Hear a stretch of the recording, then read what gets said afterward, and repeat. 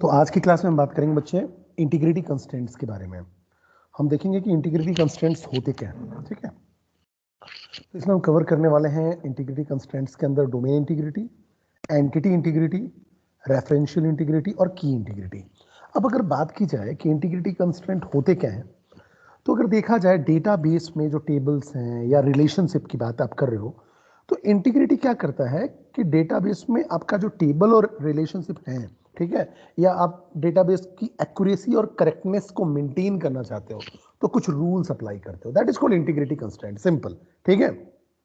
तो integrity constraints ensure करते हैं कि जो भी आप चेंजेस करोगे डेटाबेस में, ठीक है, ऑथराइज यूजर के थ्रू जो भी आप चेंजेस करेंगे उसके थ्रू आपकी कंसिस्टेंसी लॉस ना हो, उसके थ्रू आपकी कंसिस्टेंसी मेंटेन रहे। मतलब जो भी चेंजेस कर रहा है, जो भी ऑथराइज बंदा जो भी चेंजेस कर रहा है आपके टेबल में या रिलेशनशिप में या डेटाबेस में, तो इंटीग्रिटी मेंटेन रहे, कंसिस्टेंसी मेंटेन रहे, इसके लिए जो भी रूल्स या प्रोटोकॉल्स अप्लाई किए जाते हैं ये सारे के सारे आते हैं इंटीग्रिटी कंस्ट्रेंट्स के अंदर, ठीक है।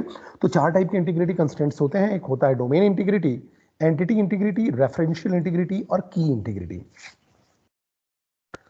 तो अगर हम बात करें तो integrity constraints in database management system are a set of rules. देखो मैंने आपको बताया प्रोटोकॉल्स होते हैं या सेट ऑफ इंस्ट्रक्शंस या सेट ऑफ रूल्स होते हैं that are applied on the table, columns or relationship to ensure that the overall validity, integrity and consistency of the data present in the database table is maintained, ठीक है। तो but obvious है कुछ ऐसे rules या कहना चाहिए set of rules या सेट ऑफ प्रोटोकॉल्स की बात करते हैं जो क्या करता है, टेबल्स या रिलेशनशिप या डेटाबेस पे अप्लाई किए जाते हैं जिसके थ्रू डेटाबेस की इंटीग्रिटी मेंटेन हो सके, कंसिस्टेंसी मेंटेन हो सके, और खास तौर से तब जब कोई ऑथराइज बंदा उसमें अपडेशन करता है, चेंजेस परफॉर्म करता है, तो कंसिस्टेंसी लूज नहीं होनी चाहिए।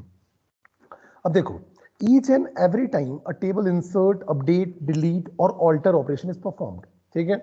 अगर आप देखते हो कि क्या होता है डेटाबेस में, हर समय या तो कुछ इंसर्शन होते रहता है या अपडेशन होते रहता है या डिलीशन होते रहता है या ऑल्टर कमांड हम फायर करते रहते हैं, ठीक है। अभी जो भी फायर होता है ये इवेल्युएट होता है आपके इंटीग्रिटी कंस्ट्रेंट्स के अकॉर्डिंग, जिससे कि आपका डेटाबेस कंसिस्टेंट रहे, ठीक है। अब the data is inserted, updated, deleted or altered only if the result of the constraints comes out to be true. But obvious है कि जो भी आप क्वेरी फायर कर रहे हो वो क्वेरी आपकी सक्सेसफुली कहना चाहिए परफॉर्म तभी होगी जब उन पर्टिकुलर डेटाबेस पे या कहना चाहिए जब उन टेबल्स पे जिन पे आप क्वेरीज अप्लाई कर रहे हो उनके जो भी कंस्ट्रेंट्स हैं उनको आप फॉलो कर रहे हो या कंस्ट्रेंट्स बिकम्स ट्रू, ठीक है। So integrity constraints prevent accidental damage to the database by an authorized user, ठीक है। तो सीधी सी बात है, इंटीग्रिटी कंस्ट्रेंट्स के अंदर जो प्रोटोकॉल्स होते हैं, रूल्स होते हैं, वो एक्सीडेंटल डैमेज बचाने के लिए होते हैं, या कहना चाहिए आपके डेटाबेस का कोई लॉस ना हो, या कहना चाहिए डेटा की कंसिस्टेंसी में कोई लॉस ना हो, या एक्सीडेंटल डैमेज को प्रिवेंट करने के लिए अप्लाई किए जाते हैं। अगर देखा जाए तो types of integrity constraints in DBMS अगर हम बात करें तो there are 4 types of integrity constraints in database management system. First is domain integrity constraint, second is entity integrity constraint, third is referential integrity constraint and fourth is key constraint. 4 type के आपके पास integrity constraint होते हैं, ठीक है। सबसे पहले अगर हम डोमेन इंटीग्रिटी कंस्ट्रेंट की बात करें तो पहले मैं आपको सिंपल लैंग्वेज में इसको समझाने की कोशिश करता हूं, फिर आपको समझ में आ जाएगा, ठीक है। अगर मान लो आपने इंसर्ट क्वेरी चला रहे हो, ठीक है, और अगर इंसर्ट क्वेरी अगर आपने चलाया, ठीक है, और मान लो नल वैल्यू देने की कोशिश कर रहे हो, ठीक है, समझना मेरी बात को। अगर इंसर्ट क्वेरी चलाने के बाद आप क्या देने की कोशिश कर रहे हो, नल वैल्यू देने की कोशिश कर रहे हो, ठीक है। और सपोज दैट अगर वो प्राइमरी की है, ठीक है, अगर वो प्राइमरी की है मान लो, ठीक है, तो सीधी सी बात है अगर नल वैल्यू देने की कोशिश करोगे तो एरर जनरेट करेगा, ठीक है। क्यों?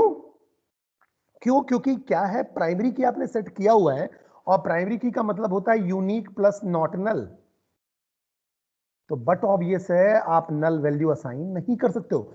ऐसा कॉलम जो कि प्राइमरी की है अगर आपने नल वैल्यू देने की कोशिश करी तो क्या हो जाएगा, एरर जनरेट होगा, बिकॉज आपने बोला हुआ है कि ए पर्टिकुलर कॉलम प्राइमरी की है जो नल वैल्यू एक्सेप्ट नहीं करता है, ध्यान रखना। दूसरी बात करें, अगर मान लो आपने लिया हुआ है कहना चाहिए एज, और एज जो लिया हुआ है नंबर टाइप का डेटा टाइप लिया हुआ है, समझो मेरी बात को, आपने एज जो लिया हुआ है वो नंबर टाइप का डेटा लिया हुआ है, ठीक है, नंबर 5 सपोज दैट, ठीक है। अब अगर एज जो है वो नंबर टाइप का है और अगर आपने स्ट्रिंग वैल्यू असाइन करने की कोशिश की, एज में स्ट्रिंग वैल्यू अगर आपने असाइन करने की कोशिश की तो एरर जनरेट करेगा। समझ रहे हो मेरी बात को? मतलब जिस टाइप का डेटा टाइप है उससे अगर डिफरेंट जो कि सपोर्टेड नहीं है, जो कि डेटा वैल्यू उसका सपोर्टेड नहीं है, अगर आपने असाइन करने की कोशिश की तो क्या करेगा जनरेट, क्या करेगा कंपाइलर? एरर जनरेट करेगा। तो ध्यान रखना, डोमेन इंटीग्रिटी किसे बोलते हैं? A domain integrity constraint is a set of rules, ऐसे सेट ऑफ रूल्स, क्योंकि बट ऑब्वियसली इंटीग्रिटी कंस्ट्रेंट है तो सेट ऑफ रूल्स होंगे, सेट ऑफ प्रोटोकॉल्स होंगे that restricts the kind of attribute or value a column or relation can hold in the database table। वो किस चीज में restriction apply करने के लिए है? डोमेन इंटीग्रिटी क्या रेस्ट्रिक्ट करता है कि किस टाइप की वैल्यू आप कॉलम में या एट्रीब्यूट में असाइन कर पाएंगे। मेरी बात को समझिएगा फिर से। अगर मान लो बेटा मेरे पास एक टेबल है, जैसे मैं एग्जांपल लेके चलता हूं, समझना मेरी बात को। अगर एक टेबल है आपके पास, ठीक है, टेबल मान लो स्टूडेंट नाम का है, ठीक है, एक मैंने ले लिया स्टूडेंट आईडी, एक ले लिया मान लो सपोज दैट स्टूडेंट नेम ले लिया मैंने, और सपोज दैट मैंने लिया स्टूडेंट एड्रेस। अब देखना, ठीक है, अब बच्चे ये समझने की कोशिश करो। अब क्या हो रहा है, जैसे मान लो स्टूडेंट आईडी है तो उसको मैंने प्राइमरी की बनाया है। अब अगर प्राइमरी की बनाया है तो इसमें वैल्यूज को कैसी हो सकती है? यूनिक हो सकती है और नॉट नल होना जरूरी है, नल नहीं हो सकती है, ठीक है। तो ये कौन देखेगा कि नल तो नहीं आप असाइन कर रहे हो? ये डोमेन इंटीग्रिटी कंस्ट्रेंट चेक करता है, ये चेक करता है, ये रेस्ट्रिक्ट करता है कि किस टाइप की वैल्यूज आप पुट कर रहे हो रिलेशन के अंदर या डेटाबेस के अंदर या टेबल के अंदर, किस टाइप की वैल्यूज को आप इंसर्ट या कहना चाहिए जो कॉलम है वो किस टाइप की वैल्यू को होल्ड कर सकता है या एक्सेप्ट कर सकता है। तो बट ऑब्वियस है, अगर स्टूडेंट आईडी प्राइमरी की है तो बट ऑब्वियस है यूनिक प्लस नॉट नल होगा, और यूनिक प्लस नॉट नल होगा तो आपको वैल्यूज यूनिक भी देनी पड़ेंगी और साथ में नल भी आप असाइन नहीं कर सकते। अगर करने की कोशिश करोगे एरर जनरेट करेगा because of domain integrity constraint. अब अगर मैंने बोला बच्चे कि अगर मान लो यहां फोन नंबर मैंने दिया, स्टूडेंट एड्रेस के बाद मैंने फोन नंबर कॉलम दिया, अब फोन नंबर को मैंने न्यूमेरिक दिया हुआ था, ठीक है, फोन नंबर को अगर मैंने न्यूमेरिक दिया था और अगर स्ट्रिंग असाइन करने की कोशिश करूंगा तो फिर से कंपाइलर जो होगा वो जनरेट क्या करेगा? एरर जनरेट करेगा। और किसके थ्रू एरर जनरेट कर रहा है? डोमेन इंटीग्रिटी कंस्ट्रेंट के थ्रू एरर जनरेट कर रहा है, क्योंकि डोमेन इंटीग्रिटी कंस्ट्रेंट का काम ही यही है कि इसके अंदर ऐसे रूल्स होते हैं जो ये देखता है कि इस पर्टिकुलर एट्रीब्यूट या पर्टिकुलर एट्रीब्यूट में कौन कौन सी वैल्यूज हम असाइन कर सकते हैं। तो देखो for example we can specify if a particular column can hold null values और नॉट, ठीक है, जैसे मैंने बोला ना कि नल वैल्यूज होल्ड कर सकता है या नहीं कर सकता है। If the values have to be unique और नॉट, द डेटा टाइप और the size of the values that can be entered in the column, the default values for the column etc, ठीक है। तो but obviously null value accept कर सकता है नहीं कर सकता, डिपेंड करेगा कि वो प्राइमरी की है या नहीं है। अगर प्राइमरी की नहीं है तो नल वैल्यू एक्सेप्ट कर सकता है, ठीक है, कोई दिक्कत नहीं है। फिर अगर हमने बात की for example we want to create a customer detail table with information such as customer ID, customer name, the number of item purchased, date of purchase, ये सारा मिला के हमने एक टेबल बनाया, ठीक है। So in order to ensure domain integrity, we can specify the customer ID has to be unique. The quantity of item purchased has to be an integer number, ठीक है। अब अगर मान लो कस्टमर आईडी को मैंने यूनिक कर दिया और नॉट नल भी कर दिया, तो बट ऑब्वियस है जो कस्टमर आईडी होगा यूनिक भी होना चाहिए और नल वैल्यू भी एक्सेप्ट ना करे। अब अगर मान लो जो क्वांटिटी ऑफ आइटम्स की हम बात कर रहे हैं, जो दूसरा कॉलम है आपका क्वांटिटी ऑफ आइटम्स, अगर वो इंटीजर वैल्यू एक्सेप्ट कर रहा है, ठीक है, तो बट ऑब्वियस है वो इंटीजर वैल्यू ही एक्सेप्ट करेगा, स्ट्रिंग एक्सेप्ट नहीं करेगा, अदरवाइज एरर जनरेट करेगा। तो ये सारा काम कौन मेंटेन करता है? डोमेन इंटीग्रिटी कंस्ट्रेंट मेंटेन करता है। और अगर एसक्यूएल क्वेरीज के थ्रू अगर आप देखो तो एफएम टेबल क्रिएट करते हैं, क्रिएट टेबल, टेबल नेम मैंने आपको बताया था, जैसे कॉलम का नाम हो गया कस्टमर आईडी, मैंने दिया यहाँ कैरेक्टर, ठीक है, वेरिंग 255 और मैंने इसको नॉट नल दिया, तो बट ऑब्वियस है ये नल वैल्यू एक्सेप्ट नहीं करेगा। मैंने कस्टमर नेम कैरेक्टर वेरिंग 255, यहां आप चाहो तो इसको वैरकर यूज कर सकते हो, ठीक है, वैरकर 2 और 255 आप ले सकते हो, ठीक है। नॉट नल तो ये भी नल एक्सेप्ट वैल्यू नहीं करेगा, क्वांटिटी इंटीजर नॉट नल, तो ए इंटीजर के अलावा कोई वैल्यू एक्सेप्ट नहीं करेगा, साथ में नॉट नल भी नहीं होना चाहिए, मतलब नल भी वैल्यू एक्सेप्ट नहीं करेगा। जैसे डेट परचेज, अभी डेट टाइप का है तो डेट वैल्यू एक्सेप्ट करेगा। तो ये किस कैटेगरी में आता है? डोमेन इंटीग्रिटी कंस्ट्रेंट्स की कैटेगरी में आता है, ठीक है। अगली बात करें एंटिटी इंटीग्रिटी कंस्ट्रेंट। अगर सिंपल लैंग्वेज में समझे बेटा एंटिटी इंटीग्रिटी कंस्ट्रेंट को, तो आप अगर कोई भी डुप्लीकेट एंट्री करते हो, ठीक है, अगर कोई भी रोज, अब देखो वहां हम बात कर रहे थे कॉलम्स की, जो डोमेन इंटीग्रिटी कंस्ट्रेंट है वो कॉलम या एट्रीब्यूट की बात करता है। एंटिटी इंटीग्रिटी क्या बताता है? रो की बात करता है। तो एंटिटी इंटीग्रिटी इंश्योर करता है कि दो रो सेम ना हो, बिल्कुल ही सेम ना हो, ठीक है। जैसे अगर मान लो अगर स्टूडेंट टेबल है, समझना मेरी बात को, स्टूडेंट टेबल है, ठीक है। अब स्टूडेंट टेबल के अंदर आपके पास जो कॉलम है, मान लो student ID, just a minute, इसको मैं अलग से बताता हूं। जैसे मान लो स्टूडेंट टेबल है, ठीक है। अब स्टूडेंट टेबल के अंदर अपन ने कॉलम ले लिया student ID, student name, address और फोन नंबर, ठीक है। तो student ID, student name, address और फोन नंबर, ये मैंने 4 कॉलम ले लिया, ठीक है।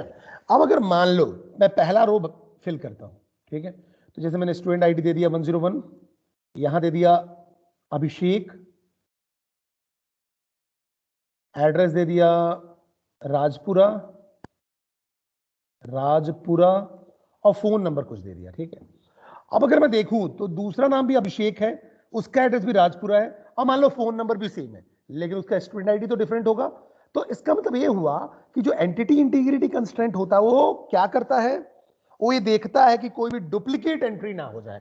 मतलब अगर आप रो इंसर्ट कर रहे हो तो कोई ना कोई जो वैल्यू होगी वो कम से कम एक वैल्यू तो डिफरेंट होनी चाहिए उस रो में, रेस्पेक्टिव कॉलम के कहना चाहिए करस्पॉन्ड में एक वैल्यू कम से कम आपकी डिफरेंट होनी चाहिए।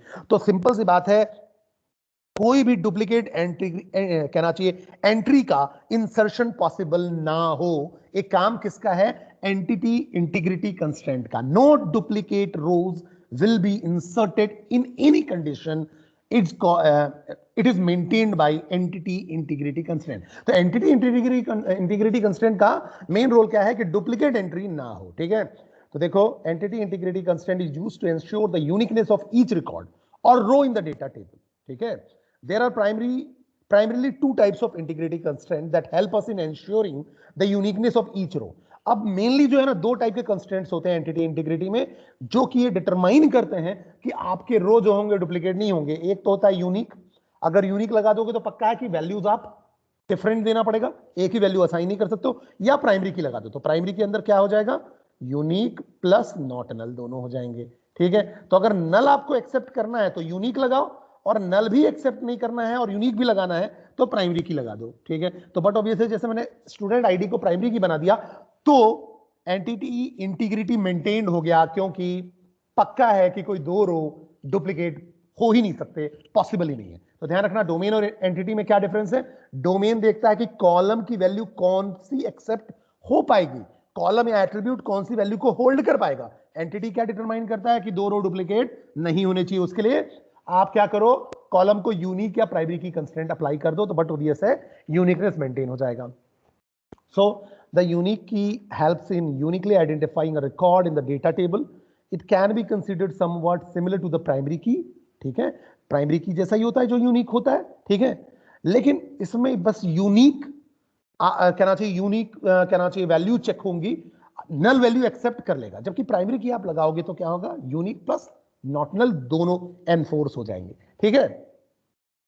बट अनलाइक द प्राइमरी की, या unique key can accept null values, but obvious है कि यूनिक की जो होगा नल वैल्यू एक्सेप्ट कर लेगा।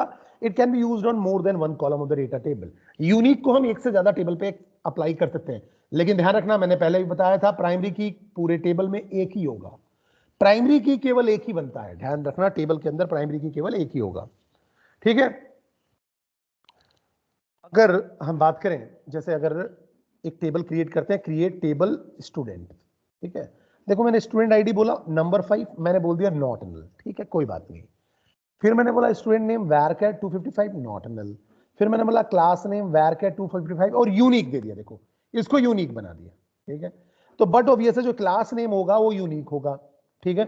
और देखो स्टूडेंट आईडी को मैंने नीचे प्राइमरी की बना दिया है, तो बट ऑब्वियस है यहाँ एंटिटी इंटीग्रिटी मेंटेन्ड हो रही है। क्यों? क्योंकि 2 रो डुप्लीकेट हो ही नहीं पाएंगे। क्यों? क्योंकि देखो स्टूडेंट आईडी प्राइमरी की हो ही गया, तो बट ऑब्वियस स्टूडेंट आईडी आपका यूनिक होगा प्लस नॉट नल भी होगा, और क्लास नेम आपका यूनिक होगा लेकिन नल एक्सेप्ट कर सकता है, ठीक है। अगली बात करते हैं रेफरेंशियल इंटीग्रिटी कंस्ट्रेंट की। अब रेफरेंशियल इंटीग्रिटी कंस्ट्रेंट की बात करें बच्चे, तो रेफरेंशियल इंटीग्रिटी कंस्ट्रेंट में आपके पास जो कंसेप्ट आता है उसमें मेन कंसेप्ट का कहना यह है कि जब भी आपके पास एक या एक से ज्यादा टेबल हो, ठीक है, या कहना चाहिए दो या दो से ज्यादा टेबल हो और आप उनको आपस में रिलेट कर रहे हो, या एक से ज्यादा टेबल है आप उन दोनों को आपस में रिलेट कर रहे हो, तब रेफरेंशियल इंटीग्रिटी कंस्ट्रेंट का रोल आता है। ठीक है, मतलब देखो कैसे, referential integrity constraint ensures that there always exist a valid relationship between two tables. मतलब जो दो टेबल हैं उनके बीच रिलेशनशिप जो होना चाहिए वो वैलिड होना चाहिए। बट ऑब्वियस है यहां जो प्राइमरी की होगा, जो प्राइमरी की वाला कॉलम होगा, मैंने आपको पहले ही बताया था, यहां भी उस कॉलम को रखेंगे, लेकिन वो यहां क्या कहलाएगा, फॉरेन की कहलाएगा। इसी फॉरेन की को हम बोलते हैं रेफरेंशियल इंटीग्रिटी, जिससे कि आप इन दोनों टेबल को ज्वाइन कर पाओगे, रिलेट कर पाओगे, और दोनों टेबल को ज्वाइन करके आप वैल्यूज को फैच कर पाओगे। ठीक है, तो this make sure that if a foreign key exist in a table relationship, then it should always reference a corresponding value in the second table or it should be null। अब इसका मतलब ये हुआ कि अगर फॉरेन की है तो वही वैल्यू एक्सेप्ट कर पाएगा जो प्राइमरी के अंदर की के अंदर है, या तो नल वैल्यू एक्सेप्ट कर पाएगा। मैं इसको एग्जांपल के थ्रू समझाता हूं तो आपको क्लियर हो जाएगा, समझो मेरी बात को।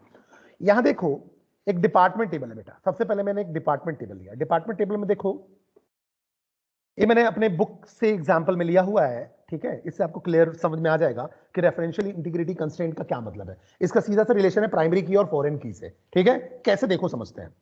अगर बेटा देखो, सबसे पहले हम बात करते हैं डिपार्टमेंट टेबल की। सॉरी, अब अगर ये डिपार्टमेंट टेबल की हम बात करें तो डिपार्टमेंट टेबल में देखो आपके पास डिपार्टमेंट नंबर है, डिपार्टमेंट नेम है और लोकेशन है, और इनके कुछ वैल्यूज है, वैल्यूज गिवन है। अब मान लो डिपार्टमेंट नंबर को मैंने प्राइमरी की बना दिया। दूसरा जो टेबल है बेटा वो इंप्लॉय टेबल है, समझना मेरी बात को। दूसरा क्या टेबल है, इंप्लॉय टेबल है। अब जो इंप्लॉय टेबल है उसमें हमारे पास क्या क्या है, employee number, employee name, job, hire date, salary, और ये देखो ये डिपार्टमेंट नंबर को मैंने यहां यूज कर लिया। तो एक टेबल का जो प्राइमरी की होता है अगर दूसरे टेबल में यूज करते हैं तो कहलाता है फॉरेन की। वो क्या कहलाता है, फॉरेन की। इतनी बात तो समझ में आ गई। और ऐसा हम क्यों करते हैं, क्योंकि दो टेबल को आपस में लिंक कर पाए। लिंक करने के लिए पक्का है कि दोनों टेबल में से एक कॉलम जो होना चाहिए कॉमन होना चाहिए। और कौन सा कॉलम कॉमन होना चाहिए बेटा, जो प्राइमरी की वाला कॉलम होता है उसी को हम कॉमन रखते हैं, ठीक है। और प्राइमरी की को हम दूसरे टेबल में जब रखते हैं तो उसको हम क्या बोलते हैं, फॉरेन की बोलते हैं। चलिए, इतनी बात तो हमें समझ में आ गई। अब देखते हैं, समझते हैं बेटा अब क्या होगा।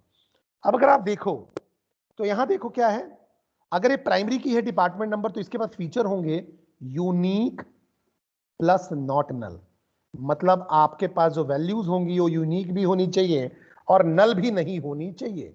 देखो हो रहा है क्या ऐसा, तो देखो यहां पर क्या दिया हुआ है, डिपार्टमेंट नंबर क्या दिया हुआ है, 10 दिया हुआ है, 20 दिया हुआ है और 30 दिया है। तो देखो यूनिक भी है और नल भी नहीं है, ठीक है, तो बिल्कुल सही है। अब अगर उसको दूसरे टेबल में उसको फॉरेन की बनाया तो देखो फॉरेन की बनाने के बाद अगर उस कॉलम को मैं यूज कर रहा हूं दूसरे टेबल में, क्योंकि जिससे कि मैं दो टेबल को मर्ज कर पाऊं, या कहना चाहिए दो टेबल को ज्वाइन करके रिलेवेंट इंफॉर्मेशन को फैच कर पाऊं। काम क्या करना है, दो टेबल को ज्वाइन करना है और रिलेवेंट इंफॉर्मेशन को फैच करना है। अच्छी बात है। तो देखो बच्चे, यहां पास आपके पास 10, 20 और 30 है। जो फॉरेन की होगा उसमें जो वैल्यूज होंगी, समझते चलना, जो फॉरेन की होगा उसमें ये फॉलोइंग जो मैं आपको बताने वाला हूं, रेफरेंशियल इंटीग्रिटी रूल्स फॉलो करना जरूरी है। केवल वही वैल्यूज हो सकते हैं जो कि प्राइमरी की के पास हैं, केवल वही वैल्यूज हो सकते हैं जो कि प्राइमरी की के पास है। मतलब फॉरेन की में आपके पास वैल्यूज कौन कौन सी हो सकती हैं, या तो 10 होगा, या तो 20 होगा, या तो 30 होगा, लेकिन डुप्लीकेट पॉसिबल है।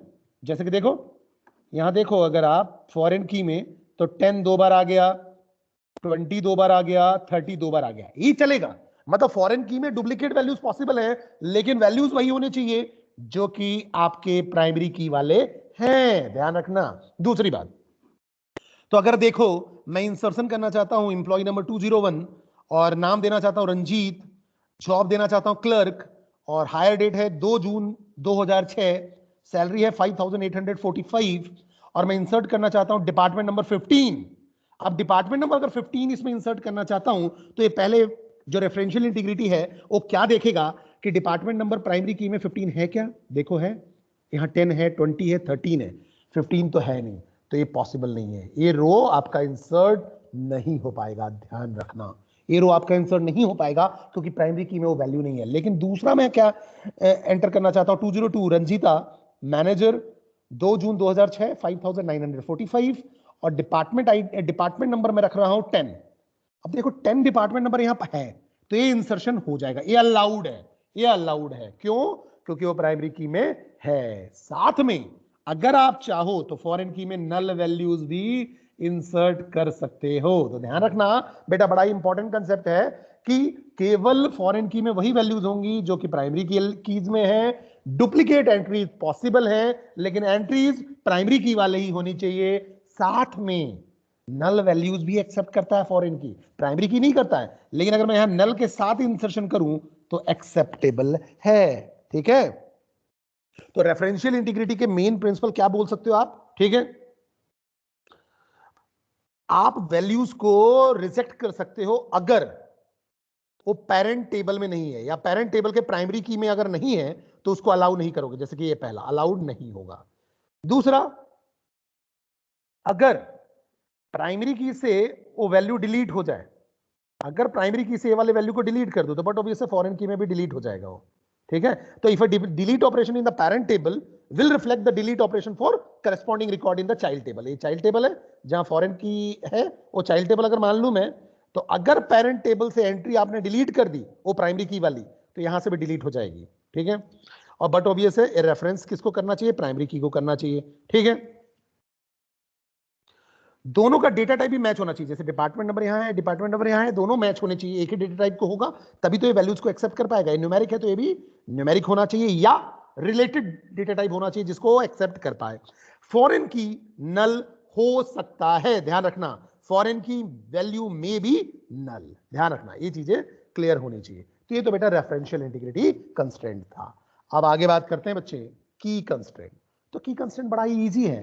की कंस्ट्रेंट का मतलब there are number of key constraint in SQL. हम जो सिक्वल की बात करते हैं, स्ट्रक्चर क्वेरी लैंग्वेज की बात करते हैं, हम देखेंगे आगे बेटा क्लासेस में कि हम बहुत सारे की कंस्ट्रेंट बात करेंगे, जैसे कि primary key, foreign key, unique की, ये सब आप लगाने के तरीके देखेंगे। तो ये की कंस्ट्रेंट्स हैं जो कि अलग अलग तरीके से लगाए जाते हैं।